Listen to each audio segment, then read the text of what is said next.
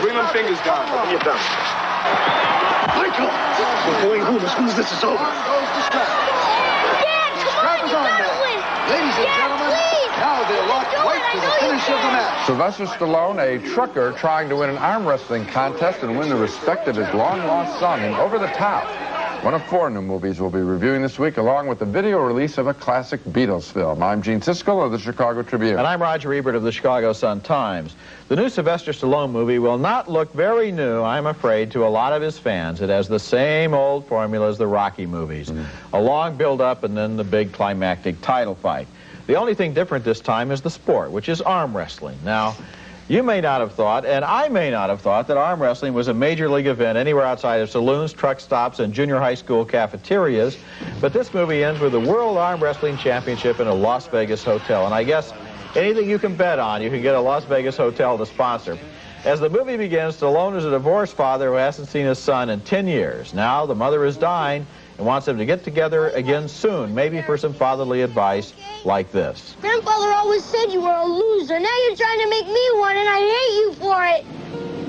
Mike, I don't care what your grandfather thinks about me, okay? All I care about is you. Now, you lost back there because you beat yourself. You let yourself get beat. I know you can do it. You're a special kid. You're my boy, do you understand? But you're also a spoiled, rich brat who's always had everything done for him. Now it's time to do for yourself, Mike, and you can do it. Because I'm telling you, the world meets nobody halfway. Do you understand what that means? If you want it, Mike, you gotta take it. The kid's grandfather hates Stallone and steals the kid, and then this is how Stallone, a truck driver, turns up at the mansion to get his kid back. After that, Stallone needs a new truck, and he hopes to win one in a Vegas showdown against the other arm wrestling champs. Right now, double or nothing. What do you say? Let's just wait for Vegas. Come on, let's do it now. I feel like kicking some ass. Let's wait till Vegas, okay? You ain't got a prayer in Vegas. Of course, everything depends on the big tournament in Vegas, including winning the respect of his son.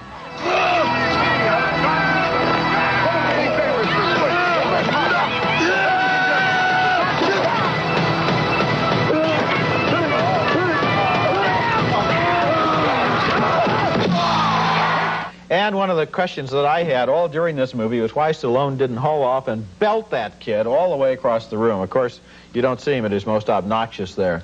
I didn't think I was going to find arm wrestling very thrilling in this movie, but I have to be honest and report that the championship matches are exciting, even though arm wrestling doesn't exactly have the speed and poetry of boxing, or for that matter, any other sport.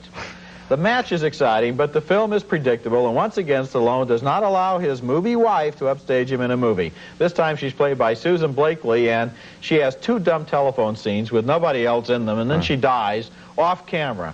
Her only, oh, your mother is dead. Her only function is to set it up so that everything depends on Stallone proving that he loves his son. I would have liked this movie better if they'd forgotten about the wife and the son and the grandfather and Stallone, for that matter, and just concentrated on the arm wrestlers, who all seemed a lot more interesting than any of the main characters in the movie. I just must reemphasize the kid. The kid plays a very large role. They know that they don't have a lot to show with arm wrestling. I mean, how many times can you go this way and this way? I mean, it just isn't kind of that thrilling intrinsically of a sport. So, watch a metronome, you get the same effect. But the kid occupies probably 2/3 of the picture, and the kid is cloying, obnoxious, just not a good actor. It is totally predictable. The one trick you learn is that Stallone puts his hands here. Give me your hand. Remember he goes up like this.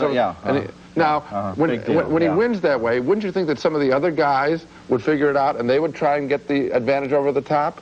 No. Yeah, then you also always have some kind of an expertise gimmick at the end. For example, when their hands are so sweaty, they slip apart, so they have to bring out the strap. Get and put them together.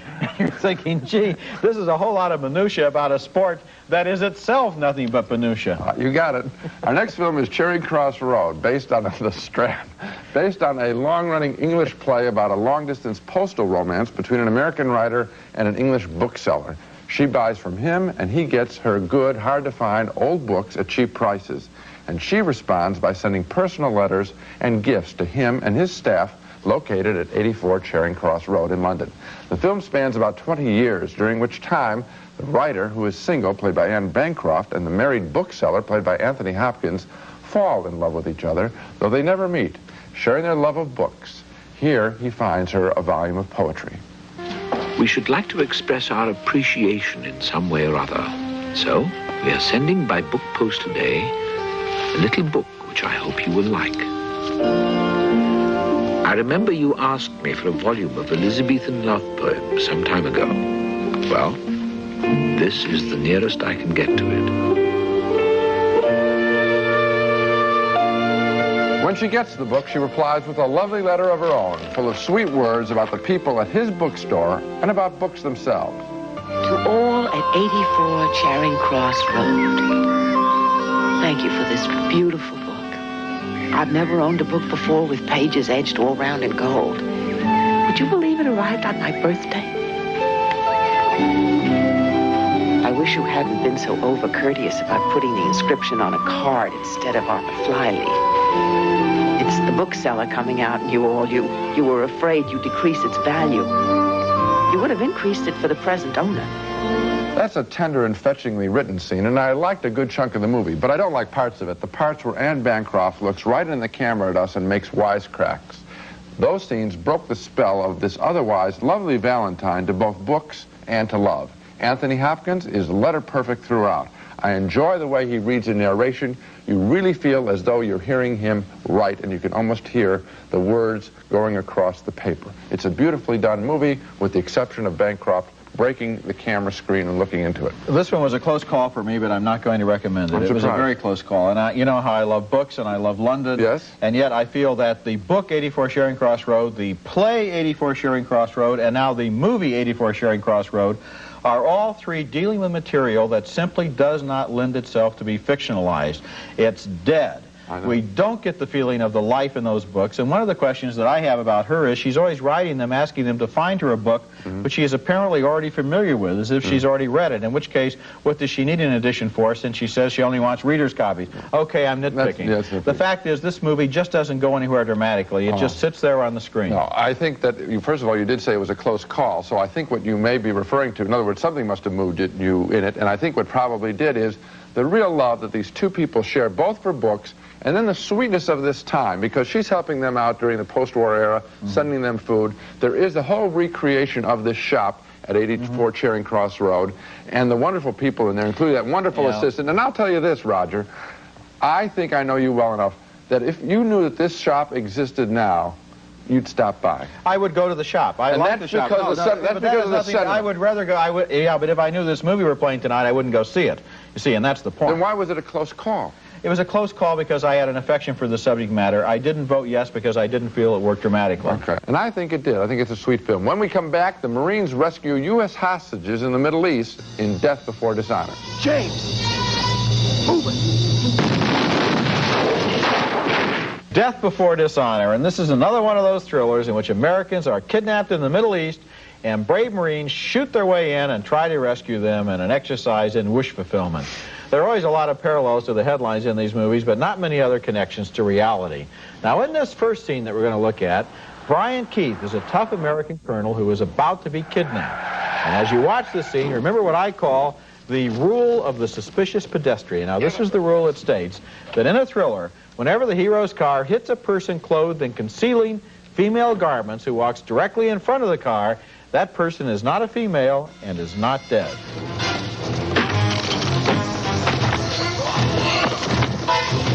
I forgot to mention that in order to get on that road in the first place, they had to take a detour. And rule number 2 states, all detours are set up by terrorists. After the Marines find out where Keith is being held prisoner, the movie supplies a routine action shootout.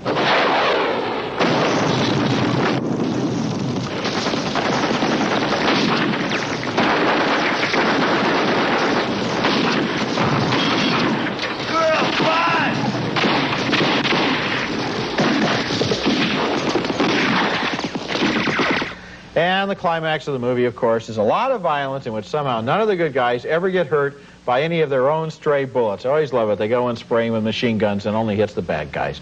This is the kind of movie where everybody stands for something, and once you've figured out what everybody stands for, there's not much suspense left. My only question was, remember when Brian Keith had the hole drilled in his hand? To get it to the truth, make him confess. He won't talk, you know. Black and Decker right through the palm, and 2 scenes later, he's okay again. I mean, quick recovery. We could even make a movie about that. It could be this is hospital. I can't believe you've even spent this much time on this film. This film is completely worthless to me, and to prove it, may I show one of my favorite moments? Yeah, let's spend some more time. Okay. Here's a scene where Brian Keith and his young assistant are talking, and they come up with one of the great interchanges in movie history. Something about that kid that I don't like. What's that? His eyes, sir. What about him? Well, my grandfather used to say that the eyes are the mirror to the soul. What's that supposed to mean? That is a classic. Of course, his grandfather also said a penny saved is a penny earned. His grandfather was Ben Franklin. A fool and his money are soon parted. Right. That's another one. Maybe his grandfather Keith, was, I think his grandfather was William Shakespeare, actually. I'm not sure. Anyway, that line from Brian Keith, what does that mean? Yeah. Just fabulous. Coming up next, a matter-of-fact movie about what it's like to work in a call girl operation. Molly, Fantasy Fred is coming to see you in 10 minutes. Fantasy Fred? Just you wait. He sees all the new girls. The film is called Working Girls. It's not a comedy like 9 to 5. Rather, it's a sober, somewhat depressing tale telling the workaday life of an upscale call girl operation with the women working out of a high-rise apartment building. The bottom line is that the shady business is run like any business, as in this scene where one of the girls greets a regular customer. Hi, Bob. Hi, Molly. Good to see you. Good to see you. What can I get you to drink? Just a club soda. Hi, Bob. Hi, Bob. Good morning. May I help you? Oh, hi, Joe. It's Gina. How are you? So how have you been? Very well, thank you. And how have you been? Good. What time? How's your office? Things are humming. We have a new secretary. Oh, really? Fine. The old one quit last week. Uh-huh. Good morning. May Yeah, I we've help been you? pretty busy here, too. Yeah, I'll bet. Yes, sir. We have 3 very attractive young ladies here today. That's smooth enough, but there are problems when the girls don't handle the all-important phone calls properly. The madam is not amused. How dare you put the phones on hold? You, April, of all people, know better than to ever do such a thing. You have ruined my evening. He wouldn't have waited. Can't I even go on a date? Must I be here all of the time? I'm so upset I could commit Harry-Carry. Hello? Oh, hi, Paul. What's new and different? Uh-huh. Yeah, oh, I'm sorry. The phones were on hold. Guess who's here, Paul? Yes. You want to make an appointment? Great. 15 minutes? Perfect. Bye-bye. I should point out right away that those are actresses, and although their performances vary in quality, director Lizzie Borden does a very good job of gently showing the deadening aspect of the job. Ellen McElduff, the actress playing the madam, I think is very good there with her telephone greeting, what's new and different? And although Working Girls is not a shattering expose, it does crack open the boredom of sex for pay, and I give the film a marginal recommendation. I liked it, and I agree with you that the film is uneven. It was made on a very low budget, and some of the actresses are not as polished as they should be. Some of the guys who come in are interesting, each one with his different trip. Fantasy Fred, for example, who has a feeling that his fantasy is that a blind girl can learn to see again after she's been to bed with him. But we've seen that kind of stuff before. You've never seen it, though, in quite the way that you've seen it in this movie, because it's done in a very routine way. This is an 8-hour shift. That's exactly the guys come in, the guys go out. And you know, sometimes you say that you like documentaries because they show you how something is done, and they give you the details behind the scenes. It's the same with this film. It's filled with a lot of information that I found interesting. Yeah, I think that the key line here is that you get the sense that it's an assembly line, it's boring doing this work, and for me that was informational. Coming up next, a couple of comedies on our video segments, cassettes you might enjoy watching at home, starring the Beatles and Bette Midler.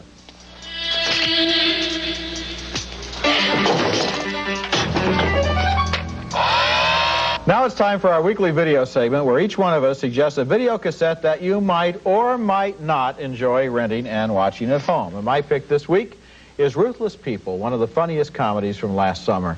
The movie stars Bette Midler as a wife who's kidnapped and then finds out that her husband, played by Danny DeVito, doesn't have any intention of paying the ransom because he hates her, and he hopes the kidnappers do kill her. So Sam told you I was his partner?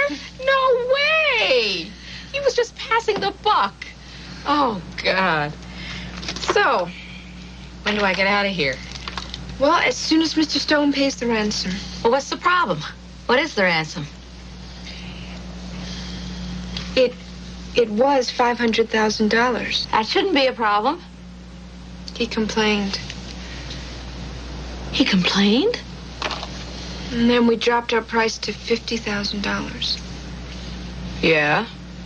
He didn't pay. He didn't pay? So now what?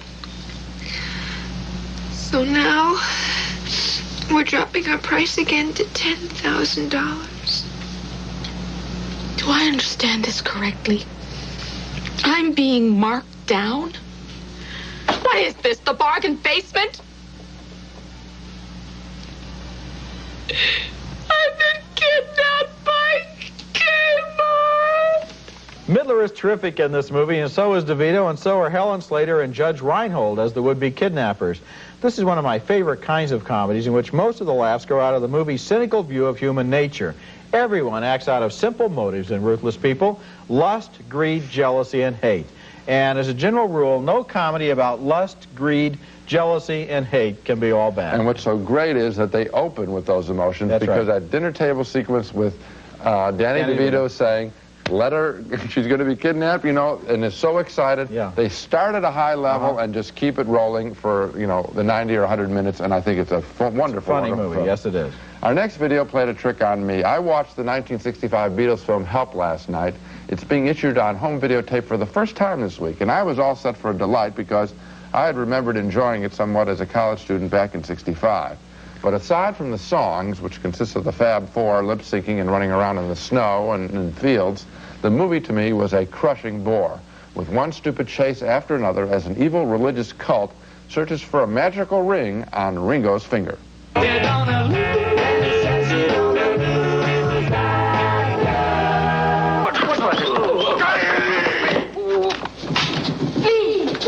Some movies don't last. Help does not. It's like those boring chases in a whole bunch of action films like Eddie Murphy's The Golden Child, where you want to see more of the star and less of the chase.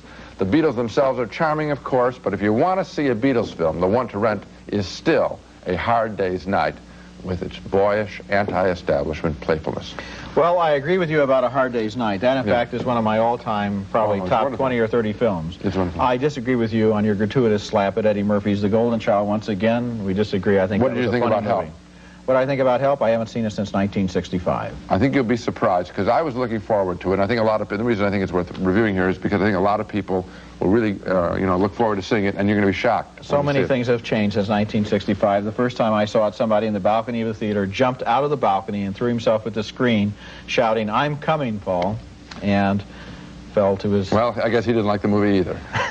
Let's take another look at the other movies we reviewed this week, and then Gene will throw himself out of the balcony.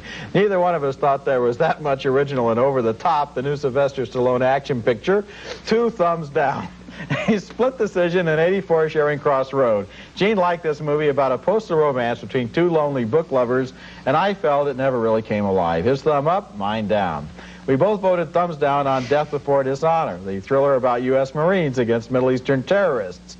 And finally, we agreed that Working Girls, the documentary about hookers in New York, was an interesting movie and a good offbeat character study, so 2 thumbs up. You know, I didn't like the Cassandra crossing, but I never would have thrown myself off a balcony of a theater. That's a real tough critic. Coming up next week, reviews of 4 new movies, including Tin Men, a comedy about aluminum siding salesmen, starring Danny DeVito and Richard Dreyfuss, and Some Kind of Wonderful, a teenage love story that reminds you, as the song goes, to love the one you're with. Until then, the balcony is closed.